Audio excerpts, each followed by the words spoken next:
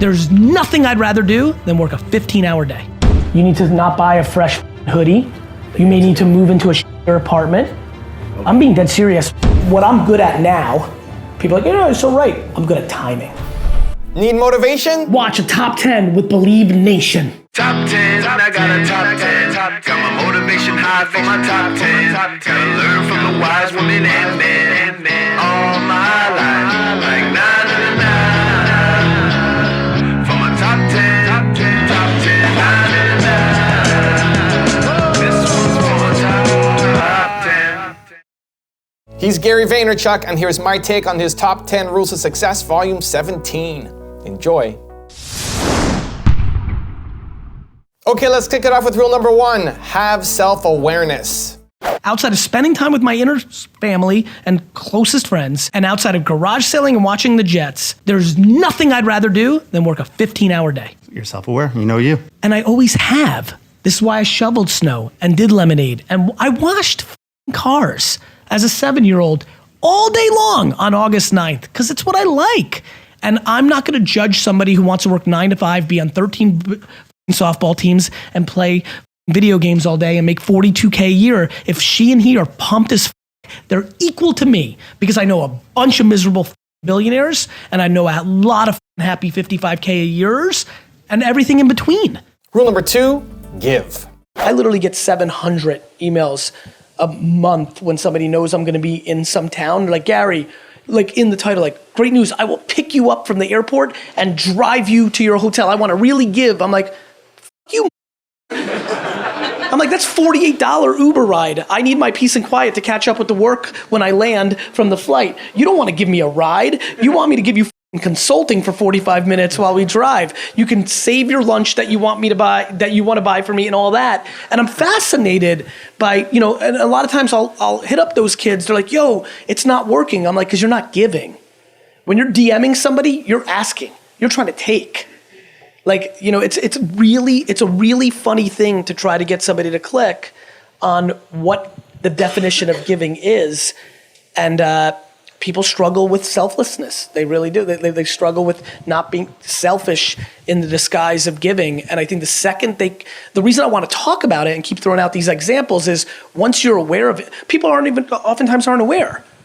But once you become aware of it, I actually think it changes the entire framework of this conversation. Rule number 3, don't worry what others think. How do I get out of analysis paralysis? Because I'm not perfect, but I want to be. And like you said, I see you just say, just go, just move, just do it. You're valuing other people's opinions. My question is, why do you look so sharp? Do you love it?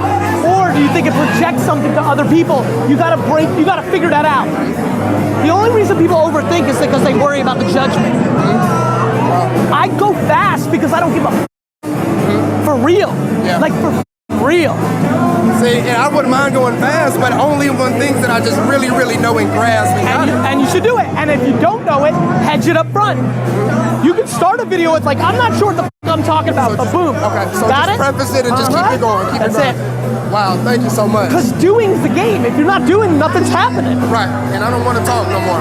Everyone's talking and thinking. Rule number 4, don't be delusional.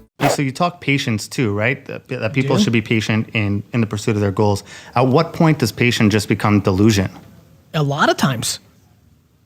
Oh, so what are the hacks or the tips for them to be self-aware to know when to just, when is patience just run its course? If you've been doing the same thing for 7 years and nothing good has happened, you're delusional. Let's start there. That's a test. I believe in that. If there's been no progress in your rap career or in your art or your video blog, and you've been doing it every day for 7 years, as hard as you can, and nothing has happened, the market has spoken. That's one way. Now, is that 4 years? Is that 2 years? Do people jump off? Like, you need to see some level of progress to keep you having blood in the water to get you going. But sometimes there is a breakthrough, because if the machine is in between you and the market, well, then you gotta be discovered.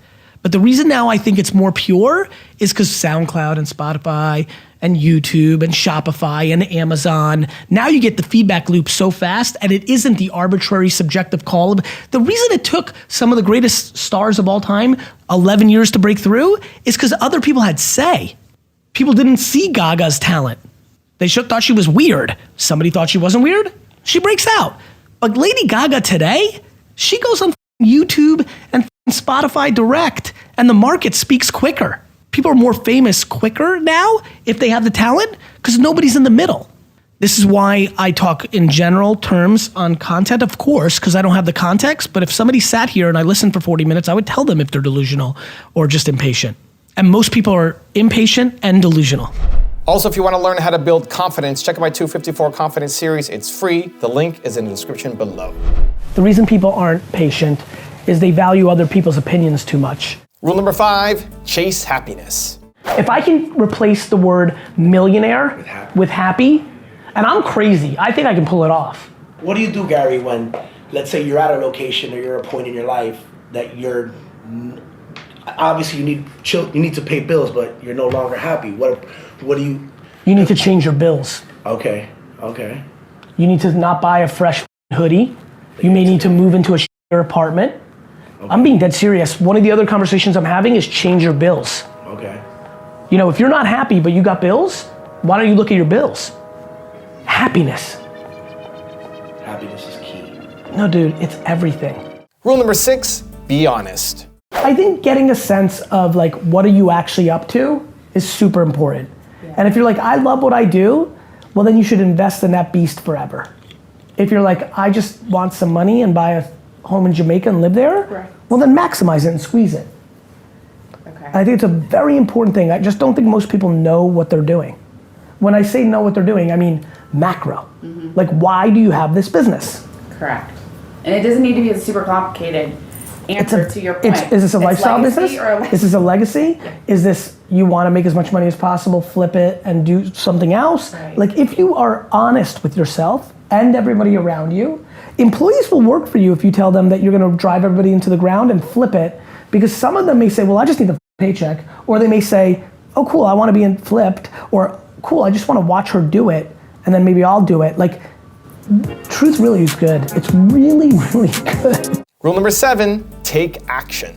People like listening to your content and consume it. They like the feeling of being motivated, but then there's work that has to be done after it, and I don't think people like that feeling. Yeah, and I think that's why I talk about trying to find things you like, not making money the variable of happiness. You know this, like I make content that literally says, stop watching me, go do it, and then they go and watch somebody else that charges them for the information. So like, yeah, I mean, like people like consuming motivational content because they think they're actually doing something. I think it's like watching somebody else work out. Rule number 8, be good at timing. I will tell you the biggest thing that I've gotten better at, the lessons I learned as a kid, even though I was right, I literally built my dad's entire business strategy for Wine Library when I took over in 1998 on this is true, that by the year 2000, which was 24 months from then, everybody would walk into our liquor store with a phone and have technology that would give them the price of every product in the country in order of best price.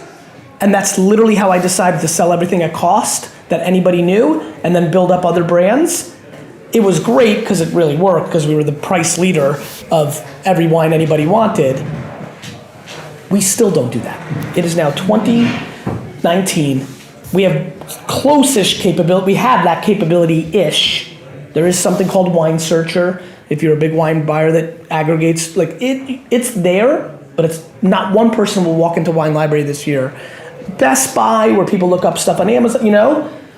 So I was wrong about timing. What I'm good at now, people are like, you're so right. I'm good at timing. That's why I didn't bet on VR. That's why I don't bet on AR. That's why I don't bet on machine learning or things of that nature. I know every one of those things is gonna happen. The question is when. Rule number 9, learn to deal with negativity. I like reading my negative comments way more than my positive ones. I mean it. And I don't think they're trolls and haters. I really don't. I think that they've consumed me in a context and I need to be thoughtful about what they're thinking. Now, I equally believe that if you're taking time to consume other people's content on the internet and then you have the energy to leave terrible comments, you're in a sad place yourself. You know, so usually when I read like, Gary Vee, you're a snake oil salesman, my first default is, okay, why did they interpret this content this way? But even before I go there, my alpha, even before that, my first default is like, I feel bad for that person. And rule number 10, the last one before a very special bonus clip, is turn adversities into strengths. I've only heard of you since like 3 days ago. Wow. Yeah. My friend sent me here. I'm actually not from a very good background. My dad is an alcoholic. My mom's a gambler. I'm trying to get out of that situation, right? I did poorly in high school because of my parents, right? So I'm trying to start out my life in terms of my career. If you say, I did poorly in high school because of my parents, there's something interesting. You may, in hindsight, in years to come when you get older, see it as a huge advantage. When I hear stories of that much adversity, the amount of people that I know that have gone on to shine, first of all, for you to be this young and have the aspirations to break through instead of dwell and be like, I got f***ed, it's over, huge. Thank you. I think if you keep building on that, and like, I actually think being bad at high school is foundationally a core reason most people end up being successful. And so the more you start thinking about your adversities as strengths, the more the reality of what you're trying to achieve is gonna happen.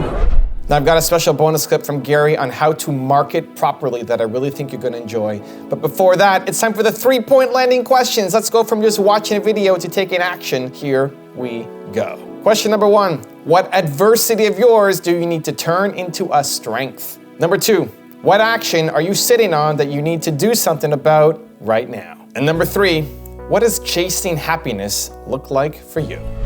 There's a big difference between something being dead and something not being a good deal. The actions you're running your business, whether it's Yellow Pages or direct mail or even Google AdWords for a lot of people, is not a good deal anymore as it used to be. To me, when I think about marketing or what I'm about or why I'm pushing you to post organic content on Instagram right now and run ads on Instagram is because I think in 9 years, Instagram's not gonna be a good deal. It'll still be here. Guess what? MySpace is still here. Marketing and running a business is about having a good deal on your media spend, your efforts, and your time, not if something's dead or alive. This is in the margins. This is in the arbitrage. Is it worth it today? February 2019, are your actions worth it today? Or did they work in 2003 and you're just on that repetitive shit?